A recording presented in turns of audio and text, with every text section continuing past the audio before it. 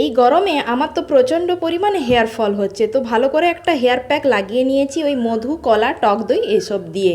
তো তারপরে এই যে বেলার দিকে মা এখন বেরিয়ে যাচ্ছে হসপিটালে, কারণ হসপিটালে দিদি ভর্তি রয়েছে সেই জন্য।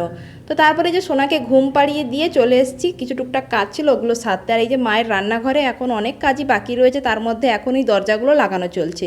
তো তারপর সোনা তো ঘুম থেকে উঠে পড়েছে। তো তারপর নিয়ে চলে এসেছি স্নান করাতে। সোনার যে নতুন পুলটা কিনেছিলাম ওটাতেই এই যে দুই দাদা ভাই মিলে বসে পড়েছে স্নান করতে।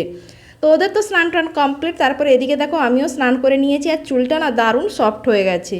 তো তারপরে স্নান সেরে চলে এসেছি, এসে যে বসে পড়েছি ওদেরকে খাওয়াতে।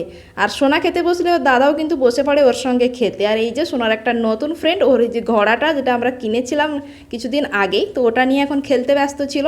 তো ওদের তো খাওয়া হয়েছে অনেকক্ষণই হলো, এখন আমরা খেতে বসছি। আর আমাদের সঙ্গে সোনাও কিন্তু বসে পড়ে খেতে। আর এখন বসে বসে কি খাচ্ছে বলো তো? দই খাচ্ছে, খাওয়ার থেকে মাখছে বেশি।